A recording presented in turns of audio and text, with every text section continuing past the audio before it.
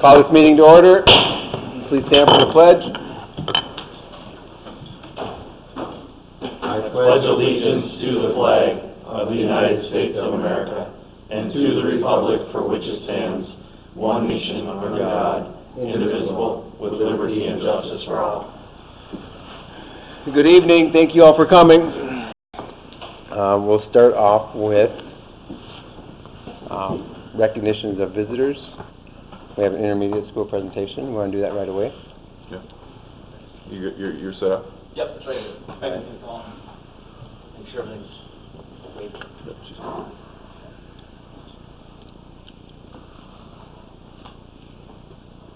Go again? Yeah, go for it.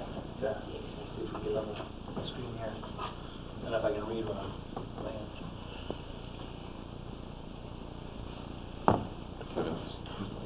Do I need to use that? Or even if that one, I think if that one is on, it'll catch you. That one will pick me up? Okay. Good evening, everybody. I'm Matt Boyer. I am the principal over at Becker Intermediate School. And just going to speak to you tonight about our behavior management system program that we've put in this year. We've gone off the name The Rock, which is what we're known as, and made it into Intermediate Rocks, is what we've done. And with this, just give you the overview of it. We're going to talk about what Intermediate Rocks, show you a school-wide matrix, and then talk about our Team Rock ceremony. And we have a Team Rock every Wednesday with our students when our teachers are in PLCs. And once a month, we're going to have a Team Rock ceremony where we have the program which recognizes our students who earn a certificate. We choose 4 per grade level as far as kind of a student of the month, but they're nominated through a system here, and we'll talk about that. So the purpose of Intermediate Rocks, as it says, is to provide our students and staff a platform for our school's response to behavior.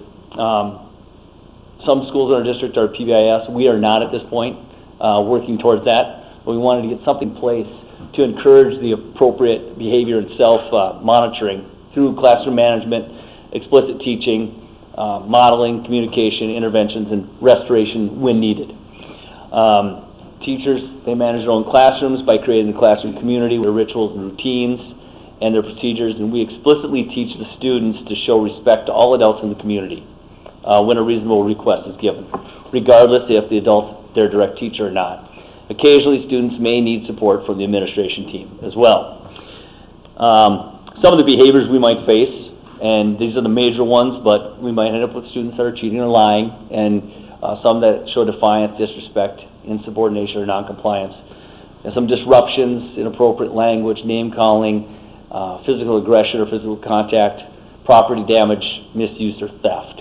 And what we want to do is we want to take those opportunities when that does happen and teach them how to not do those things, rather than saying, don't do it, don't do it, don't do it. Here's our alternatives. These are things that we can do instead. The ROCKS, what it stands for: respect, showing respect, ownership, making choices that are right, showing kindness, and practicing safety. And we put the S on the end there because we thought safety was a very important part of that, is that we want school to be a safe place, no matter what it is. With that, you can see we have our matrix, and in our matrix, and I've put it on 3 different slides here so you can actually see it. I'm not going to go through each one of them, but we have classroom and specials, what we show there, the hallways, what they show there, in the bathrooms, in the lunchroom, and then on top of that, we have the bus, the playground, and assemblies. So we try to cover each area and give them ideas of this is what we want to see. Not what we don't want to see, but what we want to see. And we'll go more on the positive part of that. Classroom recognition. So what we've done is we've got tickets for the students. And tickets are earned by the students and collected by the classroom teacher. So if it could be just about anything, but a teacher will give out a ticket to the student. They write their name on the back, write their classroom teacher on the back, and they put it in each individual classroom in a bucket. With that, each full week, and it began in October. We started in October, got through the first month of school, and kind of launched this after the beginning of the school year. Students are recognized each of the grade levels by teachers of each classroom pulling out one to get a student of the week. Whoever gets selected is their student. And you'll see the certificates that they have. And then, as I said, they're randomly selected for the week. then they have certificates like this, and it talks about on there, this student has been, or this acknowledges that whatever the student's name is, has been recognized for showing respect, ownership, choices that are right, kindness, and safety. And each grade level has their own that the student gets. We take a picture of the student, we put it under a wall, we have an intermediate rocks, it's going to be our wall of fame is what it's going to be, so that they can see, I won and I was selected for things I was doing well. So third grade, we have fourth grade rocks, fifth grade rocks, and then we have our school recognition. And every week the teachers empty that bucket or whatever they have into the office, into a third grade one, a fourth grade one, and a fifth grade one. And at the end of each month, 4 students from each grade level are drawn, randomly. And the students are then recognized, and it will be, our first assembly for this will be actually in 2 days, so I apologize for not having some examples of that. But there'll be 12 students each month that are recognized on top of the students that are recognized each week. And it's just a great way to get the students involved and have them working towards something. And it's also a good way for us not only to make those calls, those difficult calls home, but to make good calls home and say, congratulations, your student has been honored as the monthly winner. Because too often what we've seen and what I've seen personally as a teacher and administrator is that we're calling and saying, sorry, we have to make this call, this kind of thing. We want to say, hey, congratulations, we're making this call, to honor your child. Because I think that's really important, is to have the positive part of this as well. So here's actually our assemblies that we have every Wednesday morning. And I apologize, the picture's a little bit blurry, but this gives you a couple different angles. So we have all 3rd, 4th, and 5th graders together. They do a morning message, have a meeting, talk about some important things. Mr. Smith, assistant principal, and myself pop in. We do a part with it as well when we're not with our PLCs at that point. And you can see then this is what they'll get for the monthly winner. And it doesn't have a specific grade level, but it has the whole school, and it has the rocks in there so they know. And just an example of what we do here, and I better turn it up. I hope it isn't too loud. But this is what we do to the students get a part of this, and they understand. And we did this early on when we talk about the intermediate, and that's what we say. And the students will tell you what intermediate does. So I hope it's not too loud.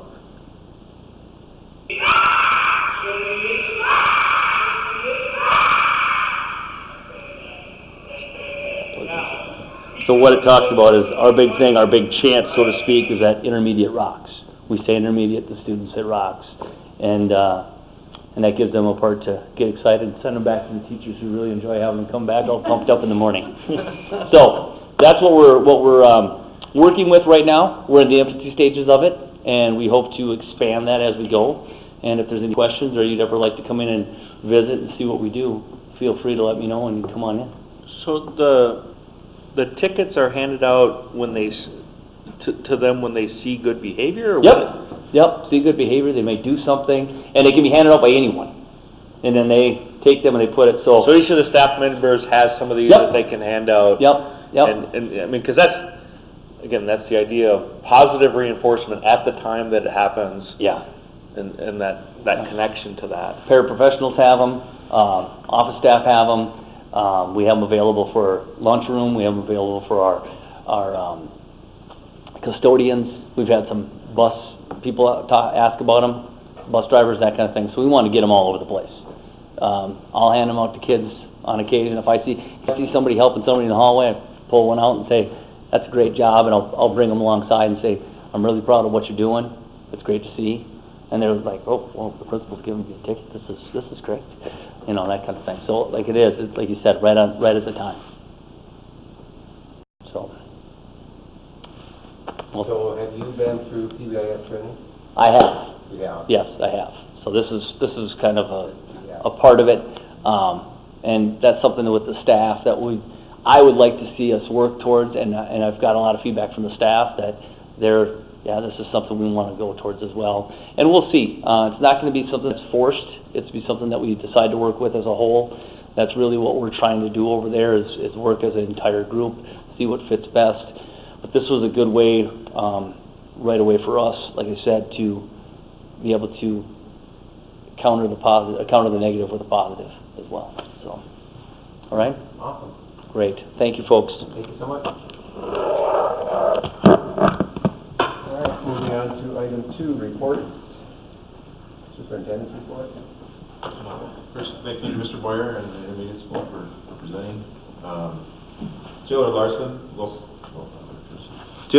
will be serving as our student representative on the school board this year, and she was planning on coming today, but she called in sick this morning, sent me an email this morning that she wasn't able to come, and but we'll welcome her, and hopefully she'll be here next month.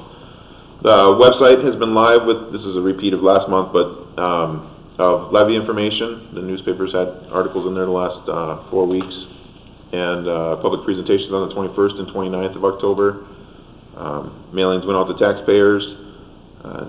We updated the district website each time something new was out, and social media, Facebook and Twitter have also had a lot of new information on there. Voting takes place starting tomorrow at 7 a.m. To 8 p.m. and absentee voting has been closed. I believe we have 25 absentee ballots that came in before the deadline today. They still can come in, I think, via mail tomorrow and be counted, but they have to be here tomorrow. So, don't forget the school board meeting on November 12th at 5:30 to canvass the election votes. All school board members that contacted us are registered for the MSBA conference on January 16th and January 17th. The theme this year is learning from the past, leading into the future. This is an excellent opportunity, I think, for the board and myself to get there. It's always been a really good activity for myself to participate in, and I know board members appreciate it as well. If you can attend, let me know by December 6th, or let Angel know by December 6th, and we'll be able to cancel your room at no charge to the district. We also submitted a School of Excellence presentation application for the B3 Build Better Bulldogs Leadership Program, and so we're waiting to hear back from MSBA on that. We didn't get in soon enough for presentation. Those were due in September. I didn't have enough knowledge, I guess, of the district at that point, kind of pull something, but we did submit for the School of Excellence. Then we have a variety of Veterans Day programs, and those should be in the paper this week as well, and we'll get those out on our mediums as well. The high school's program will be at 8:30. The middle school will follow that at 9:30. The robotics team will provide a breakfast for veterans before the program, and the Lions help with funding some of that. And I want to thank the Becker American Legion Color Guard for presenting the colors for that. And the intermediate and primary schools are going to have their own programs at their buildings on the 11th as well. That's it. The high school and the middle school both be in the pack? Yes, yep. So it's 8:30 and then 9:30 or 5:30? Yeah, and I think in the past they've done them at the same time, but they just didn't have enough room, enough space. It got a little cramped, I think, so they get to be there twice. So. I won't be there. No. It's a good program. I think it's awesome to be able to do that. Yeah, Mr. Kraft is also working with the students who are driving with flags on their vehicles, and it's making sure that they don't cause any disruption to traffic and stuff like that, but also, you know, showing that sign of respect that they have as well, that we did on September 11th, and what the students did on September 11th, and they'll do it again. But he just wants to make sure traffic flow we don't have any accidents, I guess, leading up to that, so they're working together. Good. All right, thank you. Moving on to committee reports. Ryan, I think you have activities? Yeah, we met on October 28th, and there were 3 things discussed. The first one was grade checks for extracurriculars.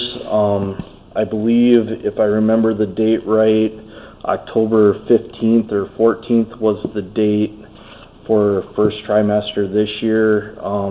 The concern is that it's too late in the season if there's younger kids, their sports are done and it's just before playoffs. So the recommendation was to move it up to the last Wednesday in September, and the feedback from the teachers at that meeting was that still gave them enough time to have enough grades in their grade book and posted in Skyward to be able to, if there were going to be any issues, it could be addressed. The second piece was in relation to fundraisers. I thought it was actually quite coincidental, being that it was discussed at our last board meeting. So I asked if that was the reason, and that wasn't, but I brought up the September 15th date and the concern that there's the possibility that kudos for dance team for listing all 15 or so fundraisers that they want to do, but what about everybody else? And what is the consequence if somebody doesn't adhere to the policy of reporting the fundraising? So what was discussed is two things were discussed. One was having a secondary date, so September 15th wasn't the drop dead to have all fundraising to the board for the whole year. So that doesn't put spring sports and early winter sports in a conundrum, so they've got to determine what their fundraising is going to be. So have like a September date for all of the fall sports or fall stuff, and then a mid-year date for the spring sports, and somehow amending the policy to allow that second date if that's a possibility, but also then discussing what ramifications, who's going to monitor, who's going to police per se, because the concern is we don't want necessarily bad behavior with the boosters and negative fundraising and stuff if they're part of this as well. So that I think there's still more work to be done, but at least a start as far as discussions on we've already got the 1920. This is more having everything in place for the following year, policies, procedures, what have you. And then the final thing was before we leave that, I believe that we are still allowing fundraisers to happen that have not been approved by the school board. In other words, we're not telling them, no, you can't fundraise if you didn't get it approved. I think that, because the consequence is supposed to be they're not supposed to use any school resources, publicize it within the school, any of that stuff, that's not supposed to happen unless they have approval. Okay? But I know there's fundraisers happening that have not been approved. And we have not enforced the policy to this point. Okay? I don't think we want to be mean about it, and I don't think we want to say no to these things.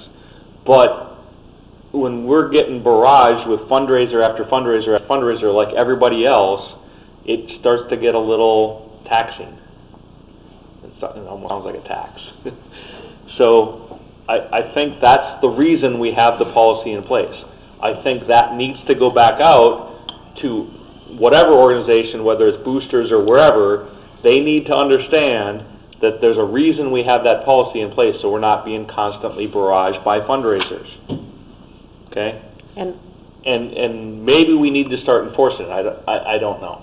I guess my question, and I didn't get clear, is this school fundraising, or is this because boosters are an outside organization. They are not outside when they come inside the school. Right, and they're part of the sport, the school sport. Part of the sport, they're part of all of that stuff. And I think they should be listed on somewhere on the website of the school that parents can look up and see if this was approved or not approved. And there should be a way that they can look that up and identify if there was an approval that was done by the school, so they know it's a valid fundraiser if they so want to do that. And I don't want to say the pushback, but the comment that came back is who is going to take that responsibility, because right now the activities department, or does it go to the business director, does it go to Jeremy?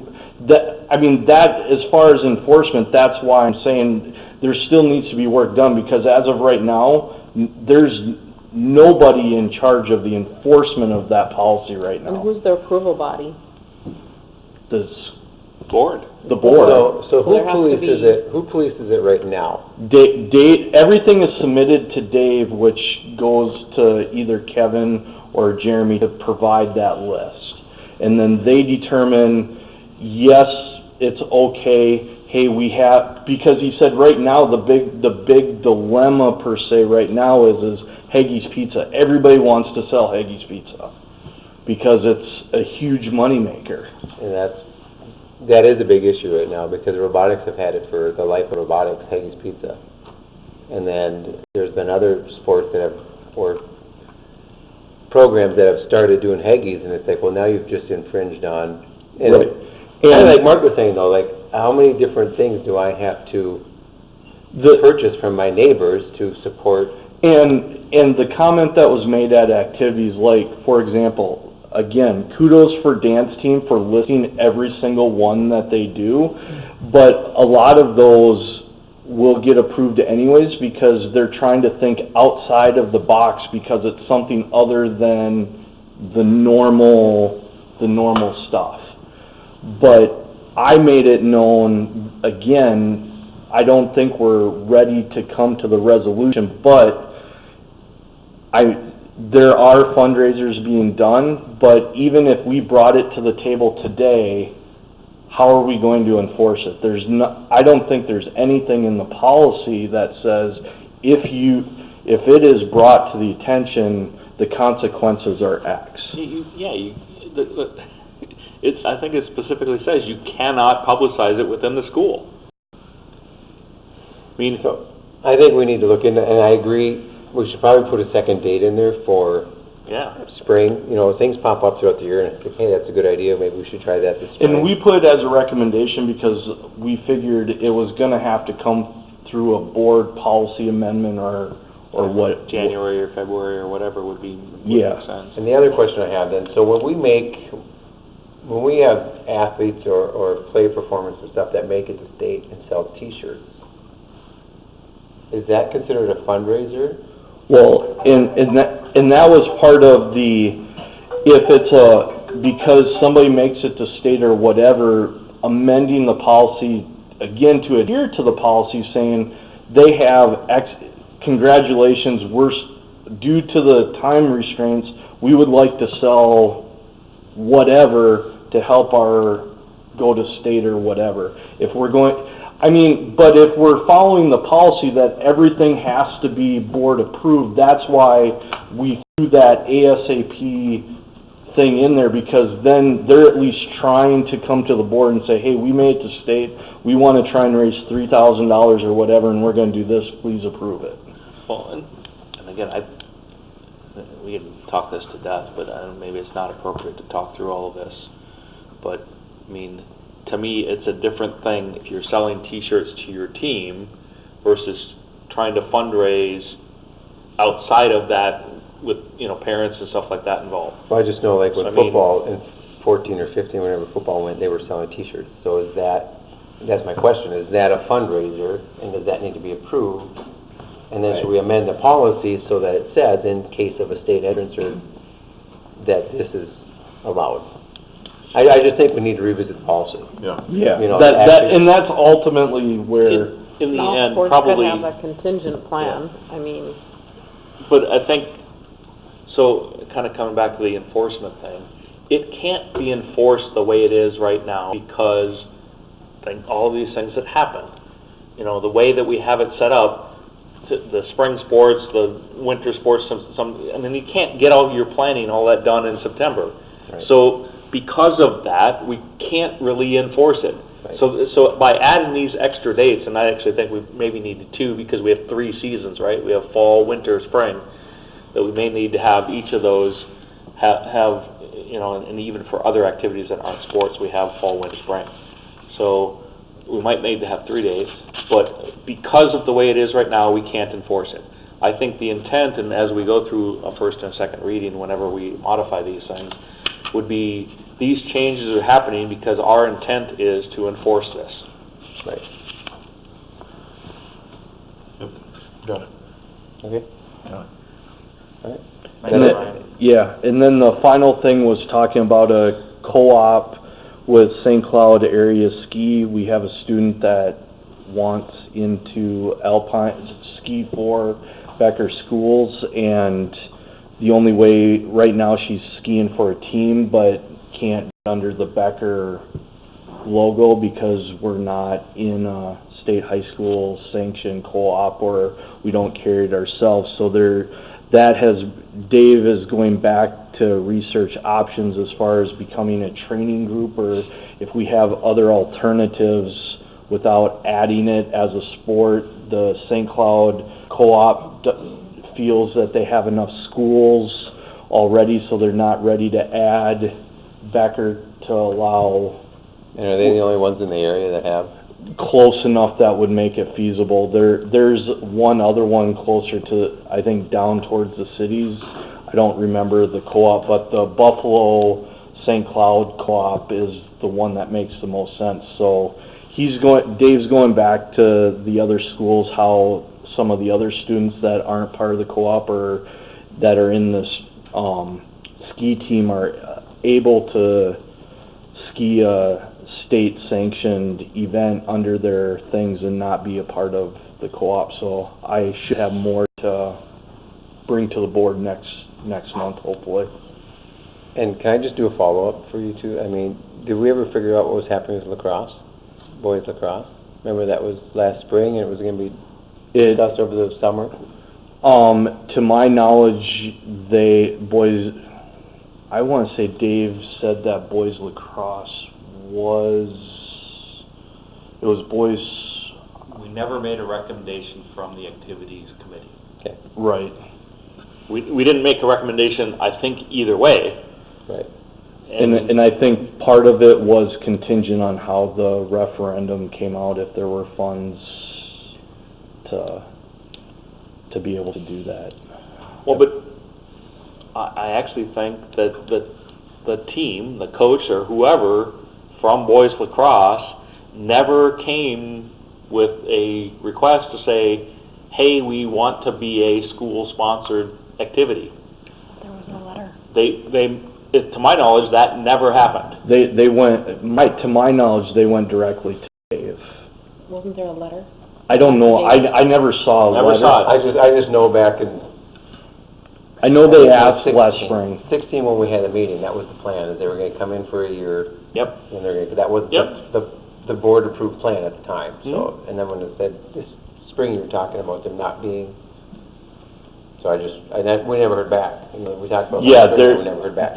I believe it was, at that time, it was still based on funding, which, given our current fund balance, that wasn't an option. Okay. All right.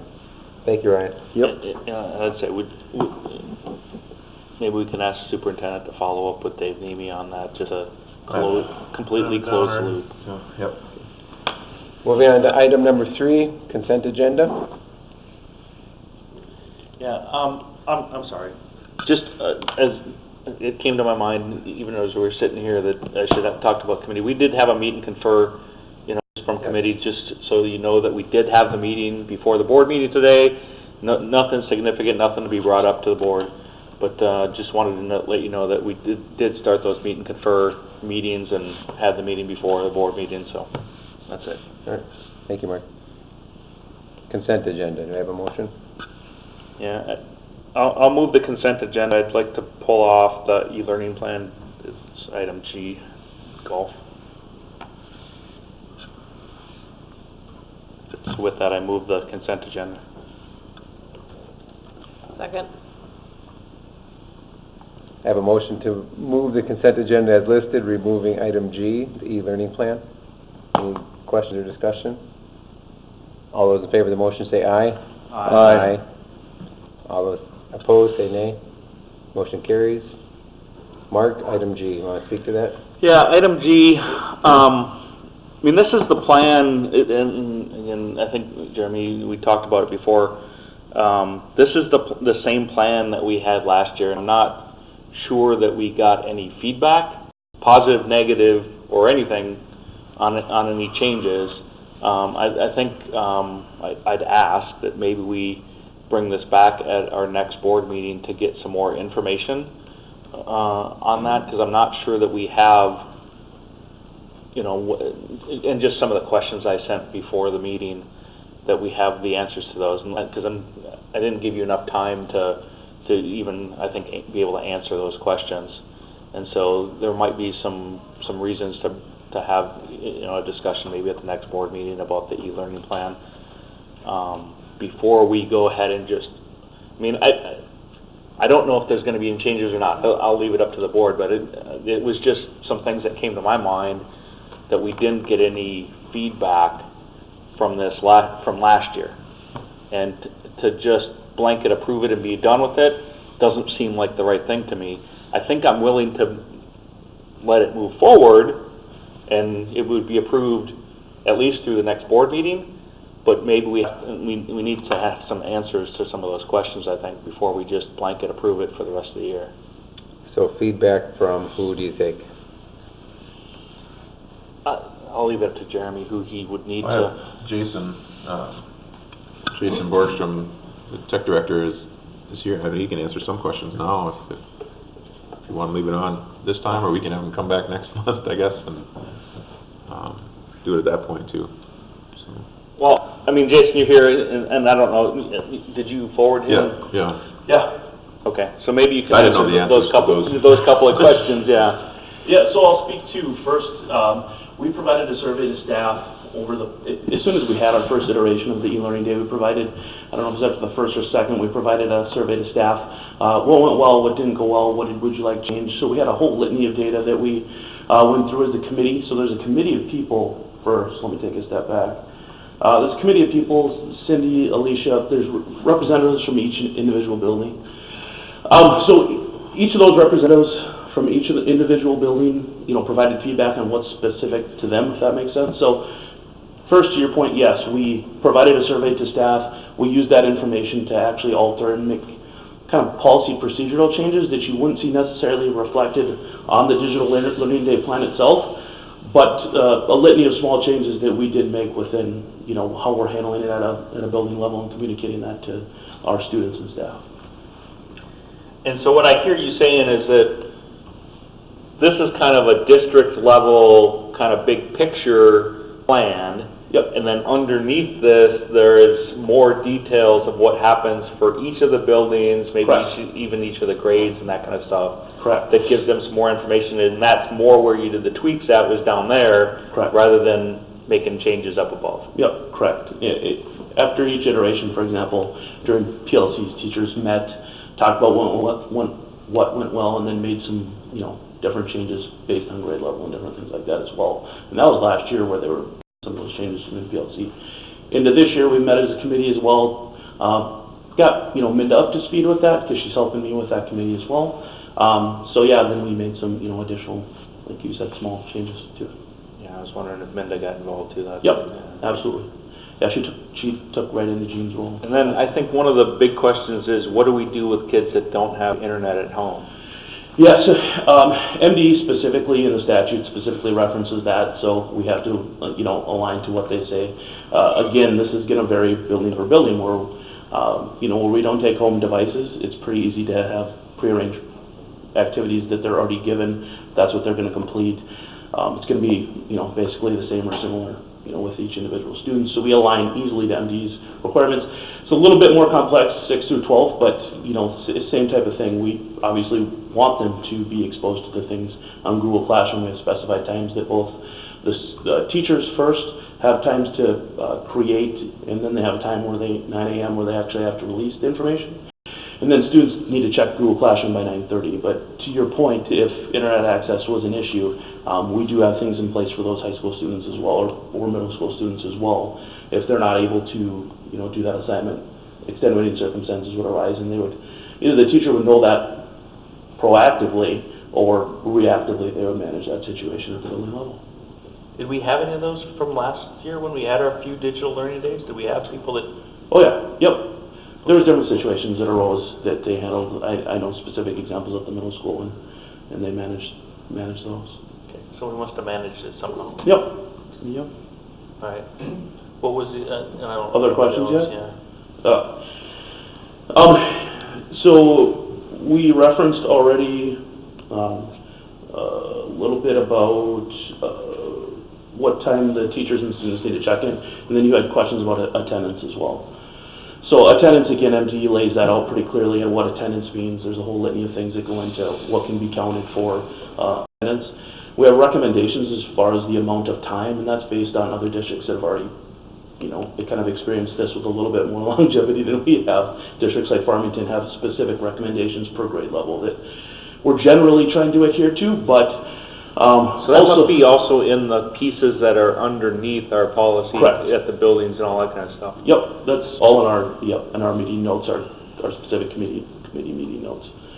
Okay. Dave Kreft, for example, has quite a bit of experience with Bell Play, and we actually borrowed quite a bit of their e-learning plan as well. So he's taken that and put his own tweaks on a few things that he has experience with. So it's been fantastic.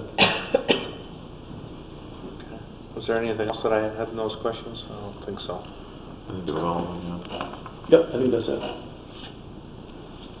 All right, thank you, Jason. Thanks, Jason. So further thoughts on the e-learning?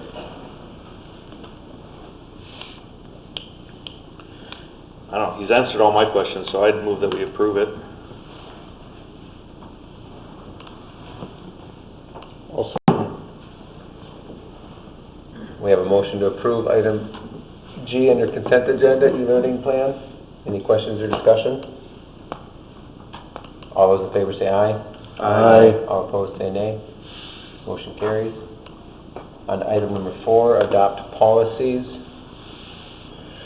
We have policy 414, mandatory reporting of child neglect, and 525, internet use.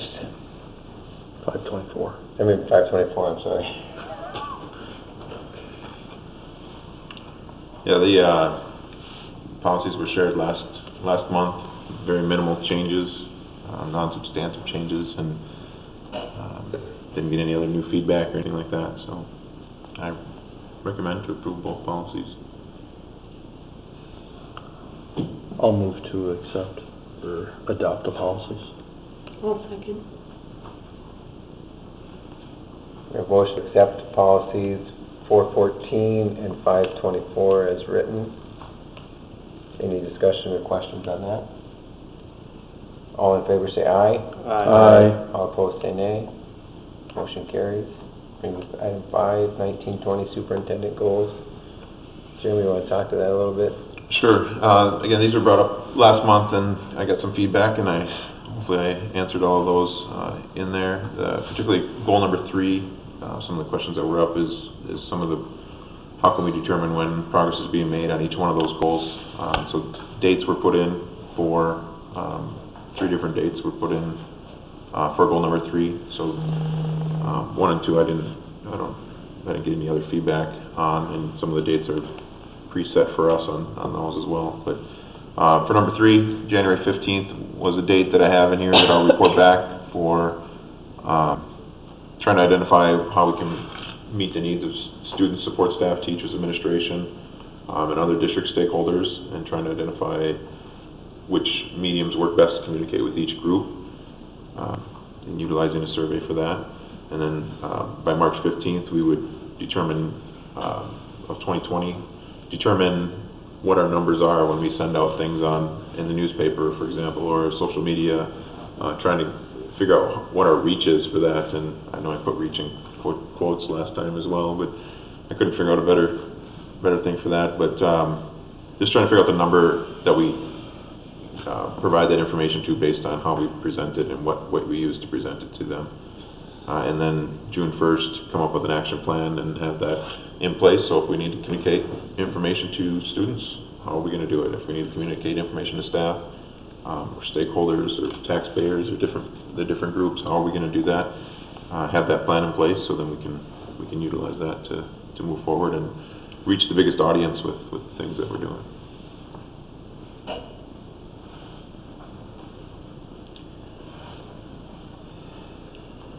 I do have to say I've noticed the Twitter between and Kraft going on back and forth, which is another branch that we haven't seen in the past before. It's pretty cool. Yeah, I think all of our new staff have used a lot of that. Jason's amped up some of his Twitter and Facebook stuff as well. You know, one of the points I made earlier in the year with this all-staff meeting was, you know, give them the message before somebody else provides the message for you, because the message we provide is going to have to have factual information. Other people can say whatever they want, and that makes a big impact on things. And so there's tons and tons of stuff that's going on here that's wonderful and we want to share, and it's really easy for us to throw out a bunch of Twitter feeds or Facebook or newspaper articles and things like that to promote those things. Awesome. Do we need approval of those goals?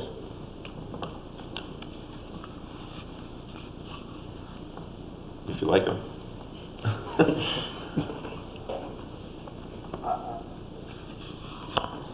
I mean, all I'd say is that, I mean, I think you answered our questions that we had on them and talked about the measurability and all those types of things.